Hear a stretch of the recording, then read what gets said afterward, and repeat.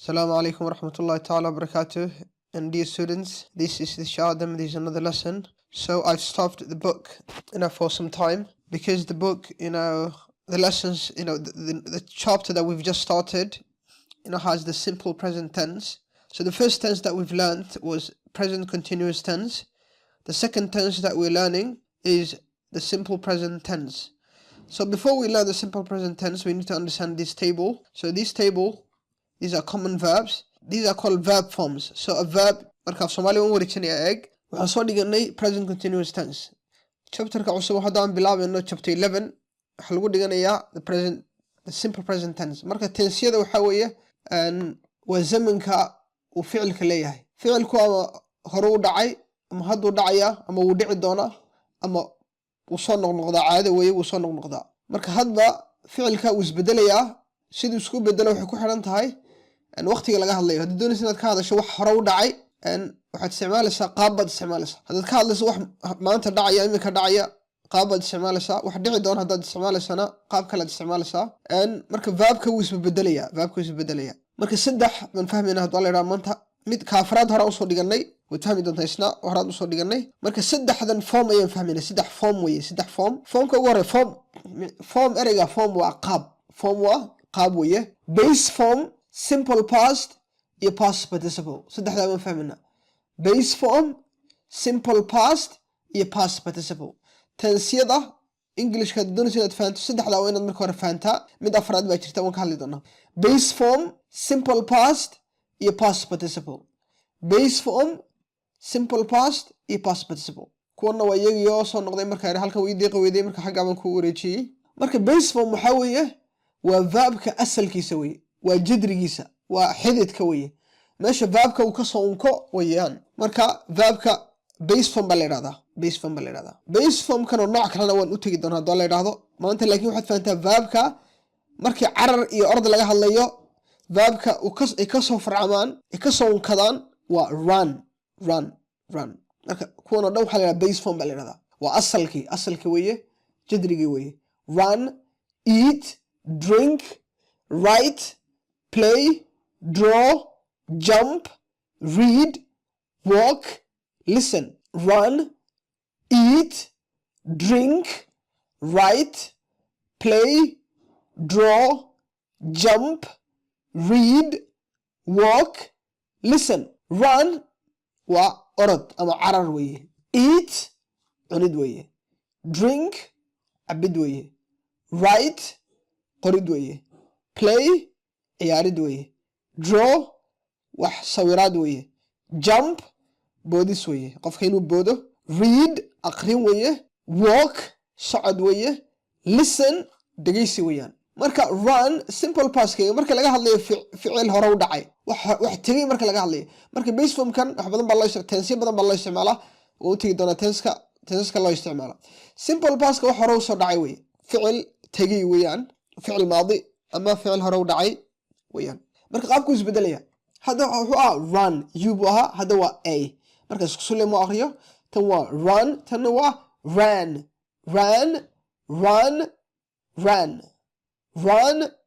ran. marka dhawaqa idin kala soocan yahay. run tan waa a kan waa a kan waa a kan waa a kan waa a isku mid maaha. marka kan waa a kan waa a. run past participle-ka isna waxaa loo isticmaalaa ficil tegay ficil hore u tegay loo isticmaalaa. tensiyo badan baa isticmaala. isna base form-ka iyo marmar past participle-ka waa marmar isku mid bay noqdaan. marmarna waxaa isku mid noqdaa simple past-ka iyo past participle-ka. table-kan ama jadwalkan ardayda waxaa laga doonaya inay qaybaan dushay ka qaybaan. marka run labadan baa isku mid ah. eat cunid weeye. ate waa ficil taga loo isticmaala. cunay oo kale weeye. eaten iyadana la cunay weeye laakiin waa past participle. tensiya maxaan ku rahdaa qaara isticmaala. drink drank waa a. drank drunk waa a. drank drunk. write qorid ah. wrote waa o. wrote wrote, wrote, written, written, written. W da lama akhriyo xagana W da lama akhriyo xagana W da lama akhriyo W da waa silent ama way aamusan tahay. Write, wrote, written. Play, played, played. Play, played, played. Draw, drew, drawn. Draw, drew, kan waa drew, drew, drawn, drawn, on, drawn, draw, drew, drawn. Jump oo bootina, jumped. ed da marmar waxaa la aqriya t. P ed haddii ku xigsato p. ed dana waa ed da maxaan ku dhaha ficilka tegay weeye. ed da haddaad aragtaan p ay ka horeyso t baa la aqrinaya, t baa la aqrinaya. Jump, jumped, jumped, jump, jumped, jumped. Read waa aqrina. qoraalka waa isku mid laakiin aqrinta ayay ku kala duwan yihiin. Read, read. marka simple past iyo hadda waxa isku mid ah past participle ka isku mid ah. sida halkan oo kale played, played. wayna badan yihiin ficilada. ficilka hadduu ed ku dhamaado simple past iyo past participle waa isku mid. marka kuwan laakiin ed kuma dhamaadaan laakiin haddana waa isku mid. Read, read, read. casaanka sida casaanka kale loo aqriya. casaanka waa red, red. sida casaanka loo aqriya red, red. Walk oo socodkii ah, walked. k iyadana kayda ed hadday ku xigsato ed da t baa loo aqrinaya, t. Walked tan bay lamid tahay, p da lamid tahay. p iyo k ba hadda igaysaa. kuwa kalena markaan marna waan ku sheegi doonaa insha allah. Walked, walked, walked, walked. Walk, walked, walked. Listen oo dhegeysiga, listened, listened, listen, listened, listened. soo markayso ed da waa isku mid simple past kooga iyo past participle kooga. marka isagii waan sii wadnaa. Base form, simple past, past participle. Dance, dance oo jaasida, danced, danced, dance, danced, danced. Sleep oo hurda waa hurdid. Sleep, slept, slept. Sleep, sleep, slept, slept. Swim, swim waa dabaalasho. Swam, swam, swam. eeg dhawaqa a iyo a, a iyo a. Swim, swam, swam. Swim, swam, swam. Cry, cried, cried. Cry, cried, cried. Swim waa dabaalasha yidhi. Cry waa oohin weye ama qofka inuu ooyo. Cry, cried, cried. eeg waa ied. Cook, cooked, cooked, cook, cook. eeg xagga waa shaqal gaaban weye marka ha dheerayn. Cook, cook. karin weye karin. Cooked. eeg edida t baa loo aqrinayaa waa t. Cooked, cooked, cooked. karin weye. Teach, teach. barid weye barid in wax lagu dhigo lagu baro weye. Taught, taught, taught, taught. marka soo bedelayaan teach, taught, taught. barid weye. Laugh, laugh. marka gh ta waa f oo kale weye. Laugh, laugh.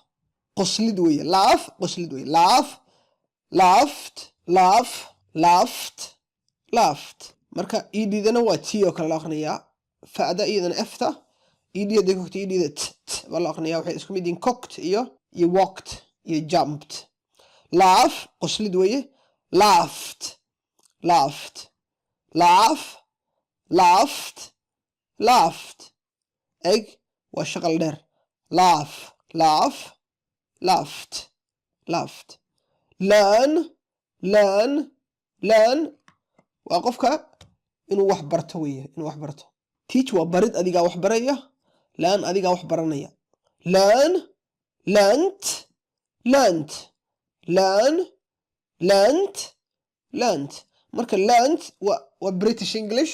American English ka ed halkan ed bay ka dhigeen xornaya land marka farqiga kala ogow haddaad aragto ed learn learnt land marka mar ed bay qaadataa American English oo kale waa land drive drive waa kaxayn gaadhi la kaxeeyo weeyaan ama gaadhi wadis weeye drive drive drove drove drove drove driven driven driven drive drove driven drive